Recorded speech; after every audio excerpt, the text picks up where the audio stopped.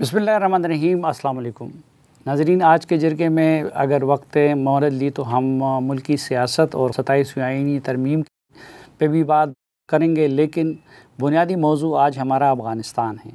और जिस तरह के आप जानते हैं कि मुज़ाकरात का तीसरा दौर भी नाकाम हो गया है और अब हर ज़हन में ये तशवीश है कि आगे जाके क्या होगा। तो हम मजमूई तौर पर अफ़ग़ानिस्तान की सूरत हाल का जायज़ा लेंगे कि ये क्या वजह है कि अफ़ग़ानिस्तान में जो भी हुकूमत आती है तो आने से पहले वो पाकिस्तान की दोस्त होती है, लेकिन इक़्तिदार संभालने के बाद पाकिस्तान के साथ उसकी मुखासमत पैदा हो जाती है। और गुफ्तगू के लिए हमने ज़हमत दी है साबिक़ निगरान वज़ीर-ए-आज़म और सेनेट के रुकन जनाब सेनेटर अनवारुल हक काकड़ साहब को। बहुत शुक्रिया काकड़ साहब। बहुत शुक्रिया साहब। काकड़ साहब, ये कोई हमारी पॉलिसियों में कोई बुनियादी सुकम नहीं है कि हामिद करज़ई साहब हमारे दोस्त की हैसियत से यहाँ से जाके काबुल के हुक्मरान बने, लेकिन वो बाद में हमारे मुखालिफ हो गए। अशरफ गनी साहब हमारे मुखालिफ हो गए। उससे पहले रब्बानी साहब की हुकूमत में पाकिस्तान के सफारत खाने पे हमला हो गया। और अब तालिबान, जिनके लिए पाकिस्तान ने बहुत बदनामी मोल ली थी, तो अब वो जाके पाकिस्तान के साथ दुश्मनी सी हो गई है और इंडिया के साथ दोस्ती हो गई है। तो ये हमारी पॉलिसियों में कोई सुकम नहीं है।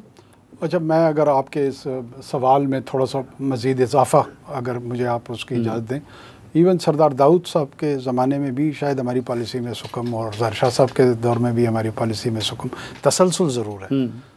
तसलसल हमारी वजह से है या उनकी वजह से, इसको ज़रूर एग्ज़ामिन करना चाहिए। पश्तूनिस्तान चौक जलालाबाद में या काबुल में सरदार दाऊद के दौर में, और जिस तरह नेशनल पार्टी हर्स्टवाइल उस वक्त की खान अब्दुल वली ख़ान साहब और बलोच कॉम्प्रेस रहनुमाओं को जो सपोर्ट वो उनके यहाँ हासिल थी, वो भी तारीख़ का एक हिस्सा है।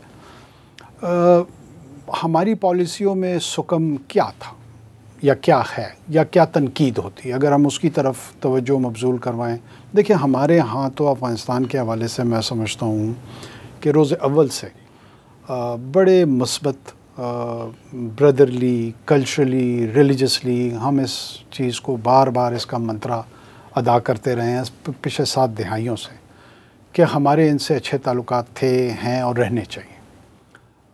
बाज़ औक़ात बतौर भाई, बतौर हमसाया, मैं समझता हूँ कि अब इस पे भी ज़रूर गौर होना चाहिए कि अफ़ग़ान पॉलिसी क्या है।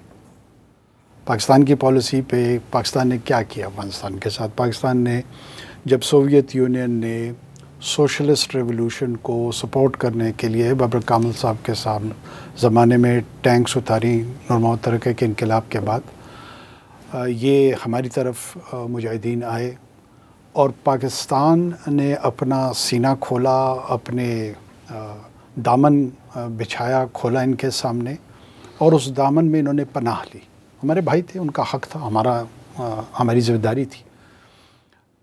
कैसे वक्त में हुआ है, मैं नई जनरेशन के लिए बात बता दूं कि वियतकॉन्ग लोग भूल रहे हैं कि 1975 में वियतनाम में अमेरिका को शिकस्त फाश, जिसको ब्लेटेंट डिफीट का सामना करना पड़ा।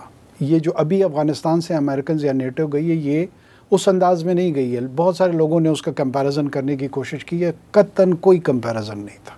वियतकॉन्ग में जो लास्ट अमेरिकन एम्बेसडर थे, ही फ्लीड, वो भागा है जहाज़ पे बैठ के, और आखिरी चंद जो स्टाफ था एम्बेसी का, वो खुशकिस्मत लोग थे जो उस जहाज़ पे सवार हो सके।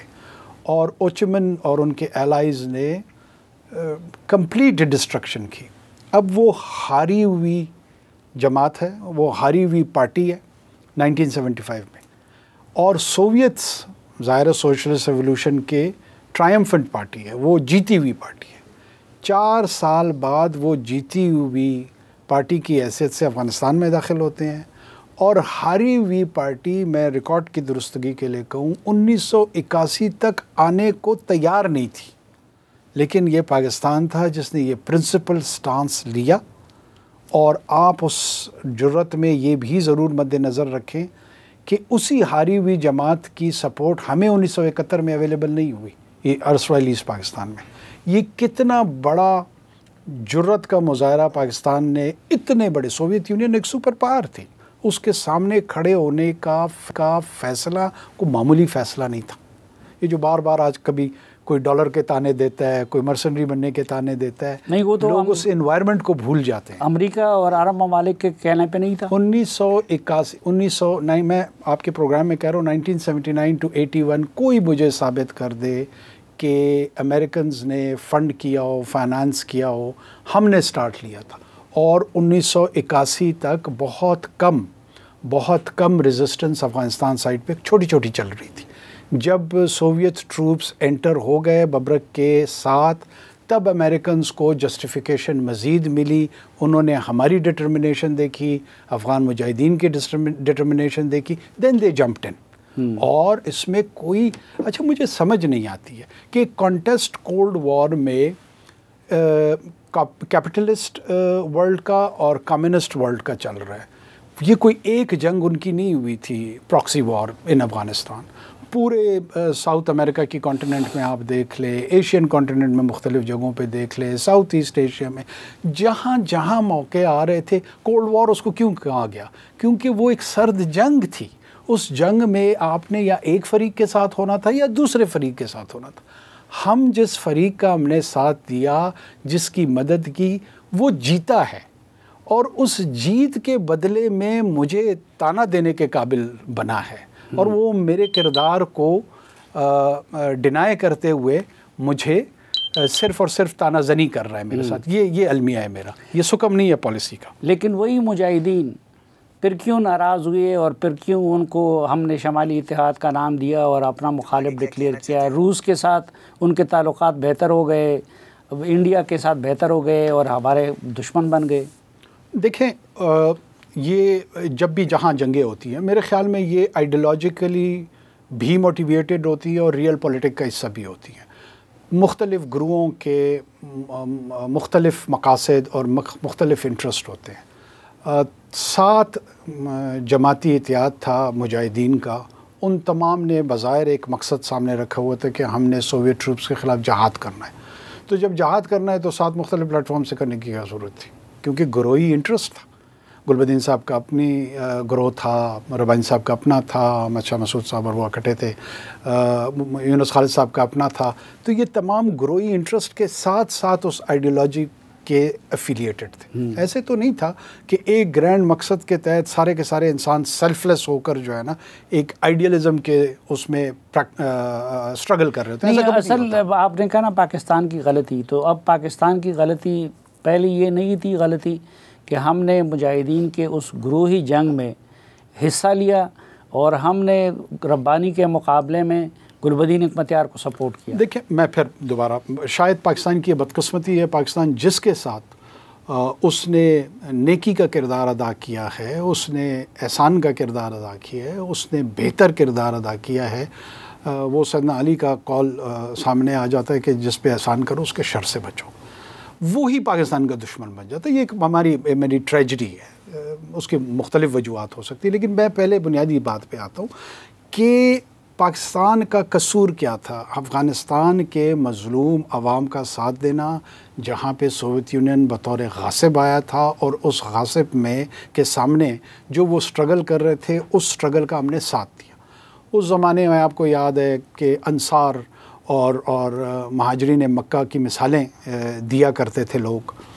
میں آج کے افغان لیڈرشپ کو ضرور یہ کہوں گا، ایک سوال چھوڑے جا رہا ہوں، اس پہ غور ضرور کریں کہ انصار اور مہاجرین کے جو سنت اور جو تاریخ کا حصہ ہے، اس میں آپ صلی اللہ علیہ وسلم نے جو انصار کے ساتھ رویہ، محبت، ایثار رکھا، کیا ہم اس کے قریب ترین بھی کسی درجے میں کھڑے ہیں؟ ضرور سوچیں اس پہ۔ ہماری غلطیاں، ان کی غلطیاں، وہ تو غلطیوں سے نہ ہم پاک، ہمارا کوئی دعویٰ نہیں کہ ہم غلطیوں سے پاک ہیں، ان کا دعویٰ ہو سکتا ہے، وہ کرتے رہیں یہ دعویٰ، لیکن میرے خیال میں دونوں طرفین جو ہے نا غلطیاں یقیناً ہوئی ہوں گی۔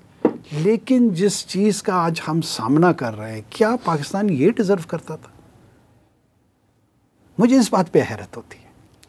نہیں، پاکستان اس وقت مجاہدین کی گروپوں میں ہم نے ایک کو سپورٹ کیا، دوسرے کو سپورٹ کیا، وہ تو بعد میں تھا، لیکن پھر ہم نے طالبان کو نکالا اور ان سے مجاہدین کو پٹوایا، تو یہ کیا ہماری غلطی نہیں تھی؟ وہ مجاہدین کی پاکستان سے نفرت پھر حق بجانب نہیں تھی؟ دیکھیں مجاہدین کو ہم نے نہیں نکلوایا، میرا خیال میں اس میں بھی میرے نظر میں تاریخ کی درستگی چاہیے۔ میجر اشرف ناصر مرحوم کمشنر تھے کسٹمز کے کوئٹہ میں، میجر نصیر اللہ بابر صاحب جو ہے وہ انٹیریئر منسٹر تھے۔ یہاں سے کچھ ٹرکس جو ہیں وہ کندھار کی طرف جانے تھے اور وہ راستے میں لوٹے گئے۔ ان لوٹے ہوئے اس میں ٹرکوں سے ایک ڈرائیور جو ہے نا جو بچ کے وہیں پہ قریبی ایک مدرسہ تھا جہاں پہ ملا محمد عمر صاحب وہاں پہ تھے، اس مدرسے میں غالباً اس کے نظامت ہوگی جو کچھ ان کے پاس تھا، اور وہاں جا کے انہوں نے شکایت کی کہ ہمارے ساتھ تو یہ لوٹ مار ہوئی ہے۔ انہوں نے اپنے چند لوگوں کے ساتھ مل کے وہ لوٹا ہوا ٹرک اور ان کے سارا ساز و سامان وہ بازیاب کرایا۔ یہاں سے ان کی ابتدا ہوتی ہے اور یہ اطلاع ہمارے تک آتی ہے، یہاں آتی ہے۔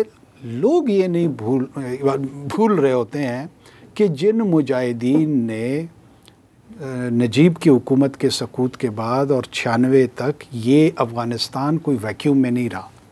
کیا اس وقت کوئی افغانستان کی تاریخ تھی؟ افغانستان میں کیا ہو رہا تھا؟ یہ سارے لوگ بھول جاتے ہیں۔ ہر چھٹے میل پہ ایک کمانڈر تھا، ایک کمانڈر منصور کندھار جس نے علل اعلان لڑکے کے ساتھ شادی کو سیلیبریٹ کیا، جس کو بعد میں طالبان نے آ کر پھانسی چڑھایا۔ یہ اخلاقی رویہ تھا ان کا۔ یہ چینز جو انہوں نے کابل سے لے کر کندھار تک آنے پر فیفڈمز بنائی ہوئی تھی 20-20 کلومیٹر کی، لوگ قتل و غارت گری سے تنگ آئے ہوئے تھے۔ ایسے ماحول میں، ایسے انوائرمنٹ میں ملا عمر صاحب از خود اٹھے، یہ باقی تھیوریاں ہیں، از خود اٹھے، اپنے چند ساتھی لیے اور جوں ان کو چیلنج کرتے گئے، اللہ کی شان، ان کی حکمت عملی جو کچھ تھا یہ سرنڈر کرتے گئے، اور ہمیں پتہ لگا کہ ایک دن گلبدین حکمت صاحب بھی سرنڈر کر گئے۔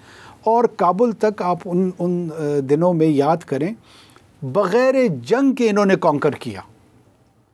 اس حالات میں ہم نے نہیں مروایا ان مجاہدین کو طالبان لیکن سے۔ یو این میں ربانی کا نمائندہ بیٹھا تھا اور پاکستان صرف 3 ممالک میں شامل تھا، یو اے ای اور سعودی عرب نے بھی ہمارے کہنے پہ طالبان کی حکومت کو تسلیم کیا تھا۔ دیکھیں جب انہوں نے کسی کو بھی ریکگنائز گورنمنٹ کو کرنے کے لیے، جب وہ ٹیریٹری کا کنٹرول ان کے پاس ہو اور وہ کنٹرول کی کنٹینیویشن ہو، تو this is one of the basic principle جو ریکگنیشن کی طرف جاتا ہے۔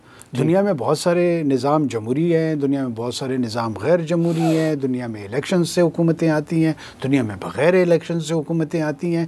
یہ تمام کی تمام دنیا کوئی جمہوری انداز کی حکومتوں کے نہیں ہیں جن کو آپ نے تسلیم کیا ہوا ہے۔ بہت سارے غیر جمہوری ممالک بھی ہیں، لیکن کیوں آپ ان کو تسلیم کرتے ہیں؟ کیوں ان کے ساتھ آپ ڈپلومیٹک روابط رکھتے ہیں؟ جب انہوں نے یہ کنٹرول کابل تک جو کہ کیپٹل تھا وہ حاصل کر لیا، اس کی کنٹینیویشن ہوئی، تو لہٰذا افغان پاپولیشن کے لیے انہوں نے سیکیورٹی دی۔ کسی کو برا لگے اچھا لگے یہ ایک حقیقت ہے، انہوں نے ان کو پیس دیا۔ اکنامک پراسپیرٹی کی طرف اگر نہیں لے کے جا سکے، لیکن بیسک امن و امان انہوں نے اپنے کنٹرول میں لے کے لوگوں کو ایک سینس آف ریلیف دیا تھا۔ ٹھیک، پاکستان کیوں نہ اس کو اس وقت ریکگنائز کرتا اور اس کو اس میں پریکٹیکل ایڈوانٹیجز نظر آ رہی تھی ٹورڈز افغان پیپل آلسو۔ ہم اپنے پولیٹیکل ڈسکورس میں اور لبرل اور ان لبرل آئیڈیالوجیز کے تحت جو گراؤنڈ ریالٹیز ہیں ان کو کمپلیٹلی ڈیورس کر دیتے ہیں جب کسی چیز کے تجزیہ کر رہے ہوتے ہیں۔ چلو موجودہ حالات پہ بھی بات کریں گے، لیکن ایک مختصر سے وقفے کے بعد۔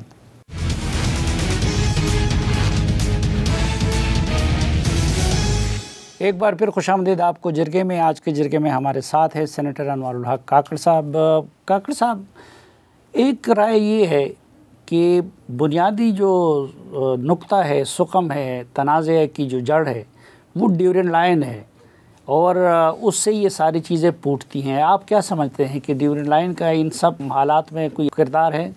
دیکھیں، میں پاکستان کی جانب سے نہیں ہے، پاکستان کی جانب سے ہمارا پرسپیکٹیو یہ ہے کہ this is an settled international border, ہم اس کو انٹرنیشنل بارڈر کہتے ہیں، سمجھتے ہیں، اور باقی دنیا بھی سمجھتی ہے۔ دنیا میں ایک چھوٹے سے چھوٹا ملک ویٹیکن سٹی سے لے کے رشین فیڈریشن پہ چلے جائیں، چائنا، یو ایس، کسی بھی طرف چلے جائیں، کوئی ملک اس مسئلے کو مسئلہ نہیں سمجھتا، بلکہ اس کو انٹرنیشنل بارڈر کے طور پہ ٹریٹ کرتا ہے۔ اب آ جاتے ہیں افغان پرسپیکٹو کی طرف. ان کی جانب سے یہ ضرور بار بار اس کا تذکرہ بھی کیا جاتا ہے, اور ایٹ ٹائمز میں سمجھتا ہوں کہ جو انفلیٹڈ افغان ایگو ہے, یا جو افغانستان کی نیشن سٹیٹ بلڈنگ کا جو پروجیکٹ ہے, اور یہ نیشن سٹیٹ بلڈنگ پروجیکٹ کو بہت زیادہ پرانا نہیں ہے. جو ماڈرن افغانستان ہے وہ 1.5 سال, اگر امیر دوست محمد خان صاحب کو اگر آپ ان کے بنیادی آرکیٹیکٹ کے طور پہ لے لیں تو شاید یہ اتنا غلط نہیں ہوگا. اور ورنہ تو اس سے پہلے تو ٹرائبل کنفیڈریسی کے طور پہ جو ہے نا بارگزیوں میں اور صدرزیوں میں کنٹیسٹ چل رہا تھا, ایک قبیلے کا دوسرے قبیلے کے ساتھ. لیکن نسبتاً اگر کسی اسٹینڈنگ آرمی کی طرف بھی آیا یا باقی جو ریاست کے انسٹیٹیوشنل ادارے تھے اور اس کے تشکیل پائی, وہ پوسٹ امیر دوست محمد خان صاحب کا ہے. اب امیر دوست محمد خان صاحب کے بعد زارسٹروشیا اور برٹش امپائر کے بیچ میں جو گریٹ گیم چل رہی ہوتی ہے, اس میں افغانستان کو سب دنیا کو پتہ ہے کہ 3 افغان اینگلو وارز ہوئی. ان کا کانسیکوینس کیا تھا؟ ان کا کانسیکوینس یہی تھا کہ اس ایریے کو دونوں نے بفر زون کے طور پہ ڈکلیئر کر دیا کہ نہ آپ وہاں سے بڑھیں گے نہ ہم یہاں سے آگے آئیں گے. میرا نہیں خیال کہ اس وقت کی برٹش مائٹ یا برٹش امپائر کا جو اسٹرینتھ تھی یا زارسٹروشس کی تھی, وہ اگر وہ ان کے گیم پلان میں ہوتا, ان کی انٹینشن ہوتی, ان کا ارادہ ہوتا, تو وہ اس افغانستان کو آکوپائی نہیں کر سکتے. میرے خیال میں وہ کر لیتے. بعد میں اگر ریزسٹنس ہوتی نہ ہوتی تو بات کا سلسلہ تھا. آکوپائی کرنے کی اسٹرینتھ دونوں میں تھی. ڈیلیبریٹلی دونوں نے اس کو بفر زون ڈکلیئر کیا کہ یہ ہمارا نو مین لینڈ سارٹ آف ایریا ہوگا, اور نہ آپ آگے بڑھیں گے اور نہ ہم بڑھیں گے. اس کے نتیجے میں انہوں نے ڈیورنڈ لائن ہمارے برٹش راج اور افغانستان, ماڈرن افغانستان کے بیچ میں کھینچی, اور باقی جو سینٹرل ایشین سٹیٹس جو آج ہیں اور جو اس وقت سوویت رشین فیڈریشن اور بعد میں سوویت یونین کا حصہ بنی, وہ بارڈرز وہاں سے ڈراز ہوئی. اب ڈیورنڈ جو ہے موجودہ افغانستان کا جو بارڈر ہے اس کا شاید 10%, 12%, 14% ہو. جو ریمیننگ لائن ہے وہ بھی کوئی حضرت عمر کے دور سے تو نہیں آ رہی ہے, مطلب وہ بھی انہی برٹشرز نے ہی ڈیمارکیٹ کی تھی. انہوں نے زارسٹروشیا کے ساتھ کی تھی, ادھر یہ برٹش امپائر کے ساتھ ہوئی. باقی سارے سیکروسینکٹ ہیں, باقی سارے مقدس ہیں, لیکن ان کے ذہن میں جو انسیکرڈ لائن ہے وہ یہ ہماری طرف ہے, ہماری جانب ہے. یہ بدقسمتی ہے. تو یہ مسئلہ افغانستان سائڈ کے, پاکستان سائڈ کا نہیں ہے. کنسپریسی تھیوری یہ ہے کہ پاکستان افغانستان کو اس لیے اسٹیبلائز نہیں کرنا چاہتا کیونکہ اسے ڈر ہے کہ افغانستان اسٹیبل ہو گیا تو وہ ڈیورنڈ لائن کا مسئلہ اٹھائے گا.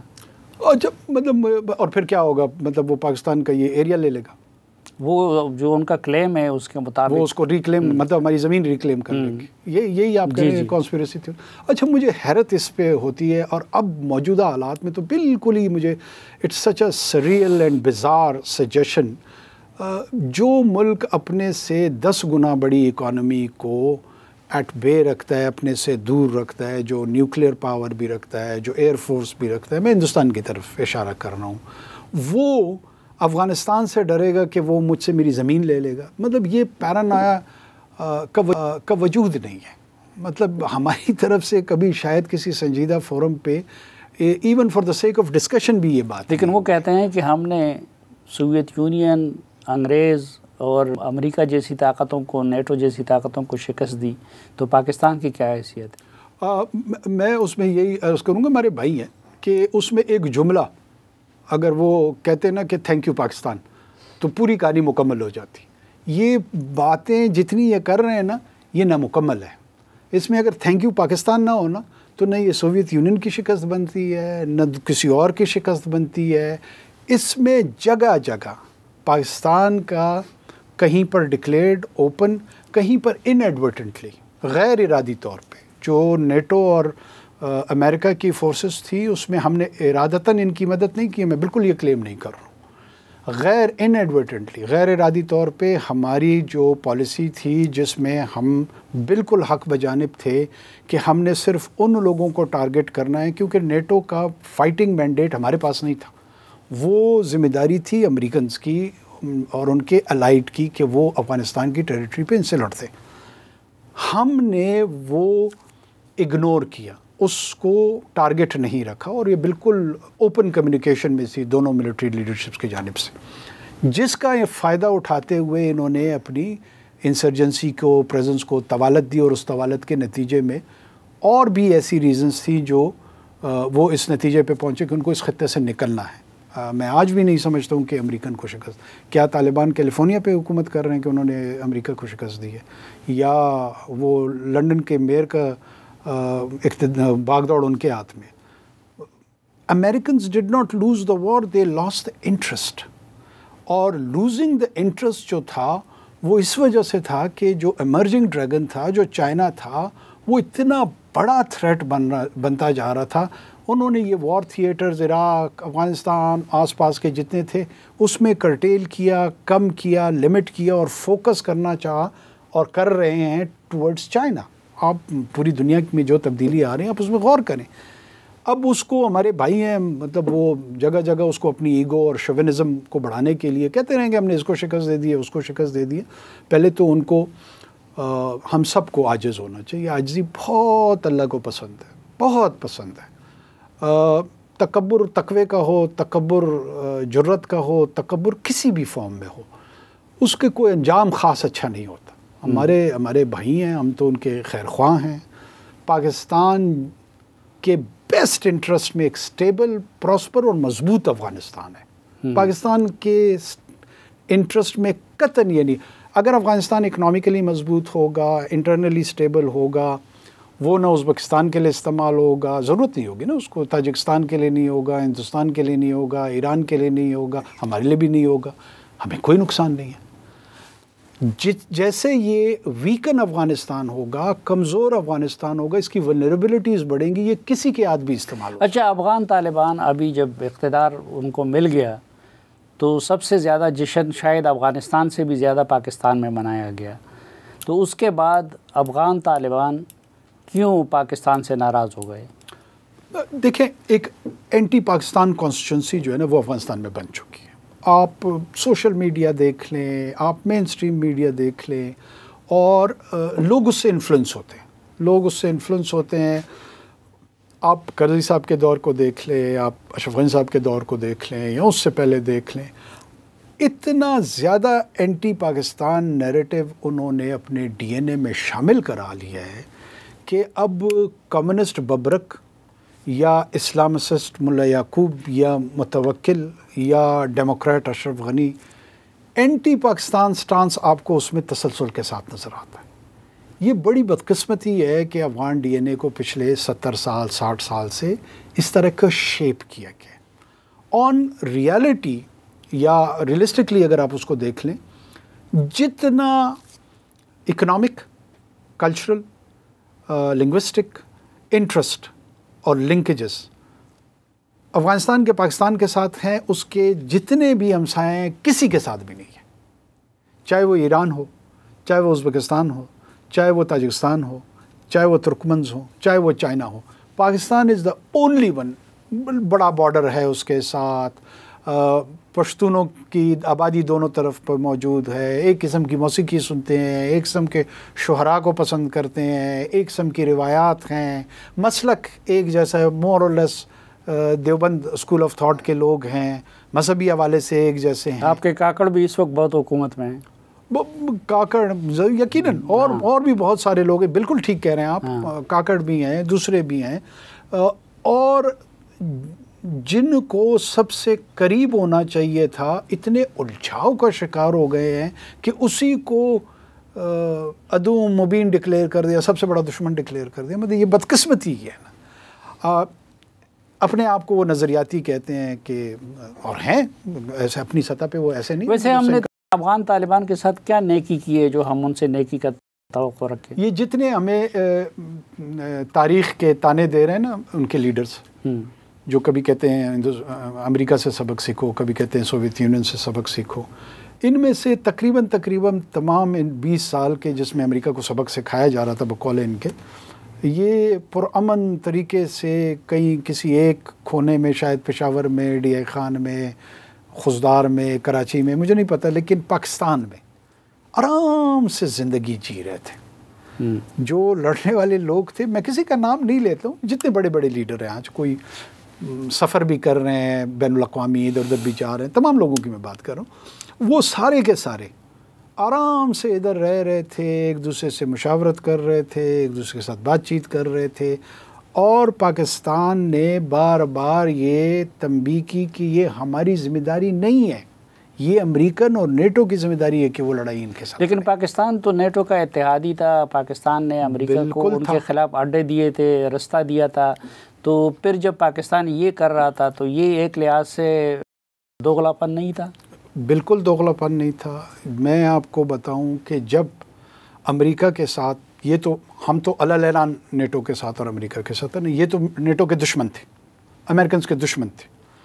سینٹ کی ان کی انٹیلیجنس کمیٹی کے سامنے ہلری کلنٹن صاحبہ موجود تھی اس کمیٹی میں، جو سینٹ کام کے ان کے اس وقت کے سربراہ تھے، جنرل کیانی کے بڑے قریب تھے، میرے ذہن سے ان کا نام نکل رہا ہے، وہ امریکن فوج کے سربراہ تھے.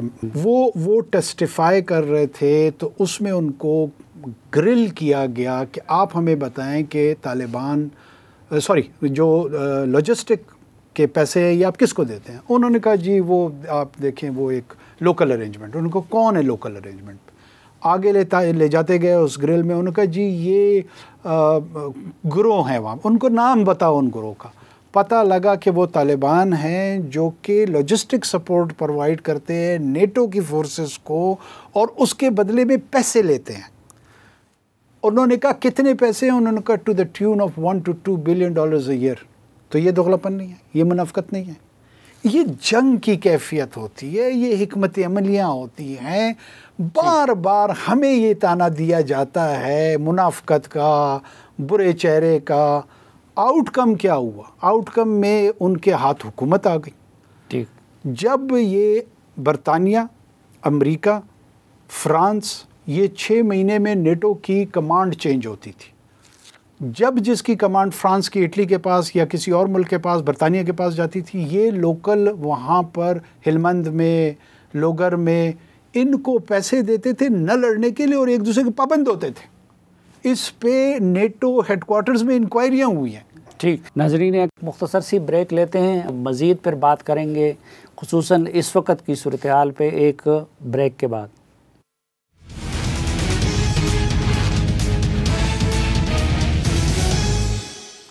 خوش آمدید آپ کو جرگے میں. انوار اللہ کاکڑ صاحب، یہ جو اس وقت افغانستان کا ٹی ٹی پی کے معاملے پہ بنیادی نقطہ یہی ہے نا کہ ٹی ٹی پی کے مسئلے پہ اختلاف ہو گیا ہے ان کے ساتھ، تو اس میں ٹی ٹی پی سے بات کرنے میں کیا حرج ہے؟ دیکھیں، میں اس کی وضاحت کرنے کی کوشش کرتا ہوں. طالبان ٹی ٹی اے کو اگر ہم لے لیتے، ٹی ٹی اے جو ہے ایک انسرجنٹ موومنٹ بن گئی. انہوں نے آرمڈ ریزسٹنس کی، شروع میں کم، پھر بیچ میں زیادہ، پھر اور زیادہ، وہ ایوالو ہوئی as a insurgent movement.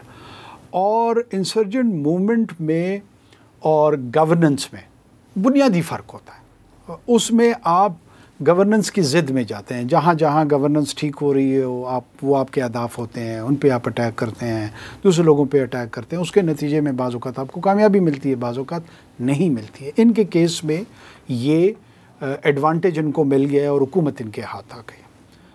Problem مجھے یہ لگ رہی ہے کہ وہ خود کو ابھی تک انسرجنٹ گروپ سمجھ رہے ہیں، حکومت نہیں سمجھ رہے. جب آپ حکومت میں آ جاتے ہیں، جب بھی آپ ان سے کوئی گفتگو، جدھر تک مجھے پتہ لگا ہے، تو وہ آپ کو کہتے ہیں کہ جی ہمارے ساتھ رہے ہیں اور انہوں نے لڑائیاں لڑی ہیں، ہم ایک مورچے میں رہے ہیں، ہم کیسے ان کے خلاف جائیں. یہ انسرجنٹ موومنٹ کی لائلٹی کے حوالے سے تو مجھے بات سمجھ آتی ہے. لیکن جب آپ حکومت لے لیتے ہیں، حکومت کے تقاضے اور ذمہ داریاں مختلف ہو جاتی ہیں. اور ان میں سے ایک تقاضا اور ایک ذمہ داری جو دوحہ میں انہوں نے پوری بین الاقوامی کمیونٹی کے ساتھ کیا تھا، وہ یہ تھی کہ ٹیریٹری کی کنٹرول، زمین کا کنٹرول اب میرے ہاتھ میں آئے گا، اور اس زمین کو میں دہشت گردی کے حوالے سے کسی کے خلاف استعمال نہیں ہونے دوں، کسی کے خلاف، ناٹ جسٹ پاکستان. اگر وہ فلفل نہیں کر رہے ہیں تو وہ اپنی حکومت کا جو بنیادی تصور ہے اس کی ضد میں جا رہے ہیں. یہ نقطہ ان کو سمجھانے کی ضرورت ہے کہ یہ صرف ہمارا مسئلہ نہیں ہے، ہمارا تو ہے، لیکن یہ آپ کی شناخت کا مسئلہ ہے. اس کا مطلب ہے کہ آپ وہ یہ حکومت کہتے نہیں ہیں کہ ہمارے ہاں نہیں ہے، آپ کے ہاں ہیں، اپنے ملک کا مسئلہ خود حل کریں، اپنے ملک کا مسئلہ ہم سے نہ حل کروائیں. ہمارے نور ولی صاحب کہاں ہیں؟ لاہور لبرٹی میں، اور نام لے دوں. مطلب یہ دیکھیں ان کو بھی پتہ ہے کہ وہ وہاں ہیں. نور ولی مسعود یا جتنے بھی ٹی ٹی پی کی لیڈرشپ ہے، بی ایل اے کی لیڈرشپ ہے، ایون اب اگر یہ اس آرگومنٹ کو بھی لے لیں کہ جی ہمارے لائلٹی ہے ان کے ساتھ، بی ایل اے اور ان کی کون سی نظریاتی قربت ہے؟ ان کو کیوں رکھا ہوا ہے؟ اس کے ساتھ کیا انٹرسٹ ان کے وابستہ ہے؟ اس کا مطلب ہے وہ جو اینٹی پاکستان، اس وقت جب اشرف غنی وغیرہ الزام لگاتے تھے تو ہم کہتے تھے کہ اچھا میرے بارڈر سے اگر آ بھی گئے تو کابل تک پہنچتے ہوئے آپ لوگوں نے ان کو روکا کیوں نہیں؟ تو اس وقت افغان طالبان کے یہ آرگومنٹ ہے کہ اگر ہمارے ملک سے آ بھی رہے ہیں تو بارڈر پہ آپ کی فوج ہے تو آپ روک کیوں نہیں سکتے؟ یہ بالکل درست ہے کہ بارڈر کے اندر جو رسپانسبلٹی ہے وہ ہماری ہے، اور ہم روکیں گے، اور ہم روک رہے ہیں. اس میں چیلنج ذرا بڑا ہے. چیلنج بڑے میں بعض اوقات وہ نکل جاتے ہیں، ہمارا نقصان ہو جاتا ہے، ان کا نقصان ہو جاتا ہے. ہم قطعاً ان کے ساتھ یہ آرگیو نہیں کر رہے ہیں کہ جناب یہ بنیادی طور پہ صرف اور صرف آپ کا کام ہے. اس میں جتنے حصے کا ان کا کام ہے وہ نہیں کر رہے ہیں. جو ہمارا کام ہے وہ بالکل ہماری ذمہ داری ہے اور ہم کرتے رہیں گے. لیکن ایسے نہیں ہے کہ یہ تماشبین ہے، یہ بیٹھے وہاں پہ تماشا دیکھ رہے ہوں گے. یہ کابل کا سنیما نہیں ہے کہ ہمسائے میں لڑائی ہو رہی ہے، یہاں سے لوگ جا رہے ہیں، تشکیلیں ہو رہی ہیں. اس میں ان کا ایک کردار ہے، وہ اپنا کردار ادا کریں. جو ہمارا کردار ہے وہ ہم ضرور ادا کریں گے. اس میں ہو سکتا ہے ہم سے کوتاہی ہو جائے، کمی ہو جائے، ان کی طرف سے بھی بعض اوقات کوتاہی ہو سکتی ہے، لیکن انٹینشن کلیئر ہونا چاہیے. ہمیں نیت کا پتہ ہو کہ یہ اب روکنا چاہتے ہیں. ایک نقطہ اور وہ کہہ رہے ہیں کہ دیکھیں تنازع ہمارا طالبان کی حکومت کے ساتھ تھا اور اس کی سزا مہاجرین کو دی جا رہی ہے، مہاجرین کو پکڑ کے واپس بھیجا جا رہا ہے، تو یہ زیادتی نہیں ہے؟ دیکھیں میں سمجھتا ہوں کہ پاکستان اور افغانستان کو اب ہیلدی ریلیشن کی طرف جانا چاہیے. اور ہیلدی ریلیشن جو ہوتا ہے نا وہ ایک لیگل فریم ورک میں آتا ہے، وہ ایک قانونی پیرائے میں آتا ہے. دنیا کا کون سا ملک ہے جہاں پہ 50 لاکھ افراد آتے ہیں اور جاتے ہیں اور ان کی کوئی پوچھ گچھ نہیں ہوتی؟ کیا افغان اسی طرح ازبکستان میں آتے جاتے ہیں؟ ازبک بھی تو ہے نا افغانستان میں، صرف پشتون کا تو مسئلہ نہیں ہے نا. کیا ازبک مزار شریف میں اس طرف جو بارڈر ہے اس میں اس طرح اوپن آنا جانا کر سکتے ہیں؟ کیا ترکمانستان میں، ترکمن بھی ہیں افغانستان میں، وہ بھی ایتھنیکلی ایک ہے، کیا وہ اس طرح آنا جانا ان کا وہاں پر ہوتا ہے؟ کیا چائنا میں اس طرح وہ انٹر ہو سکتے ہیں؟ کیا تاجکستان میں وہ اس طرح انٹر ہو سکتے ہیں؟ تو یہ ایکسکلوسیو ڈیمانڈ رکھنا پاکستان سے، اور پھر دوبارہ جب پاکستان اس میں کوئی قانونی پیرائے کی، کوئی لیگل فریم ورک کی بات کرے تو اس کو یزید سمجھنا، ظالم سمجھنا، برا سمجھنا کیوں؟ لیکن میں اگر 20 سال آپ کی مہمان نوازی کروں اور آخر میں جاتے ہوئے آپ کو دھکا دے کے اپنے گھر سے نکال دوں تو آپ سارے احسانات نہیں بھول جائیں گے؟ بالکل. میں سمجھتا ہوں کہ جو افغان ریفیوجیز کا ریٹرن ہے وہ ڈگنیٹی کے ساتھ ہونا چاہیے، وقار کے ساتھ ہونا چاہیے. اور جب لیگل فریم ورک سیٹل ہو جائے گا، ویزا رجیم آ جائے گی، پاسپورٹس آ جائیں گے، انڈیویجول کی آئیڈینٹی ایک ڈیٹا بینک کریٹ ہو جائے گا، تو جن لوگوں کو یہاں پہ as a citizen class, second class citizen کے طور پہ ٹریٹ کرتے ہیں، مثال کے طور پہ ہماری پولیس ان کے ساتھ ایسے رویہ رکھتی ہے، انتظامیہ کے لوگ رکھتے ہیں، یہ بہت کنڈیمیبل رویہ ہے. کو پیسے ان سے لے لیتے ہیں، اس طرح کے واقعات ہوتے ہیں. جب لافلی وہ اس ملک میں انٹر ہوں گے اور اس ملک سے واپس ایگزٹ کریں گے، کسی کی جرت نہیں ہوگی کہ ان کی ڈگنیٹی کو پامال کری. تو اس کا مطلب ہے ہم تو کامن افغان کے ساتھ نیکی کر رہے ہیں. اس سوال کا جواب نہیں ملا. وہ کہتے کہ پہلے بھی جب آپ نے ان سے مذاکرات کرنے چاہیں تو ہم نے فیسیلیٹیٹ کیا، جنرل فیض جو کروا رہے تھے. تو وہ کہتے ہیں کہ بھئی آپ ان سے مذاکرات کریں، پہلے بھی آپ ان سے معاہدے کر چکے ہیں بہت سارے اور مذاکرات بھی کر چکے، تو ہم ان کو فیسیلیٹیٹ کرتے ہیں. دیکھیں وہ تو جب میری خواہش ہوگی تو پھر وہ ہمیں فیسیلیٹیٹ کریں نا. اس وقت تو میری خواہش نہیں ہے، تو یہ کیوں مجھے سجیسٹ کر رہے ہیں؟ دیکھیں میں خود اس وقت آپ کی خواہش کا ہے. میں ایک منٹ ہے، جب ہم ان سے کوئی بات کرتے ہیں تو کہتے ہیں کہ جی ہم خود مختار ملک ہیں، ہم ہندوستان سے ریلیشن چاہیں، ہم ازبکستان سے چاہیں. پاکستان کون ہوتا ہے؟ بالکل ٹھیک کہہ رہے ہیں، وہ خود مختار ملک ہے، تو ہم نہیں ہیں. یہ ہماری مرضی ہے یا ان کی مرضی ہے ٹی ٹی اے کی کہ ہم نے ٹی ٹی پی سے مذاکرات کرنے یا نہیں کرنے؟ کس کی مرضی ہے؟ Who is sovereign? Pakistan is sovereign. This decision will happen in Pakistan whether we fight them or we talk to them. اچھا وہ کون ہوتے ہیں؟ وقت ہمارا ختم ہو گیا. اب ایک طرف افغانستان کے ساتھ یہ ایک کشیدگی عروج پہ ہے اور دوسری طرف ادھر ہم نے 27ویں آئینی ترمیم کا معاملہ شروع کر دیا اور 27ویں آئینی ترمیم میں بھی پھر فوج کے پورے سٹرکچر کو تبدیل کیا جا رہا ہے. دیکھیں فوج کا سٹرکچر یا ہم جس طرح کے حالات میں دیکھیں ہمیں یہ نہیں بھولنا چاہیے کہ جو پوسٹ سیکنڈ ورلڈ آرڈر ہے ورلڈ وار آرڈر ہے وہ اب ٹرانزیشن کی طرف جا رہا ہے. اس میں تبدیلیاں آ رہی ہیں. امریکہ جو اس کا سول گارنٹر تھا پوسٹ کولڈ وار میں وہ کرٹیل کر رہا ہے اپنا رول. ریجن سے بھی کر رہا ہے, یورپ سے بھی کر رہا ہے, ایشیا سے بھی کر رہا ہے. چائنا ابھر رہا ہے لیکن چائنا اس رول کو ریپلیس کرنے کے لیے ابھی تک شاید تیار نہیں ہے. تو اس ٹرانزیشن میں بڑے سنگین قسم کے چیلنجز ہوں گے.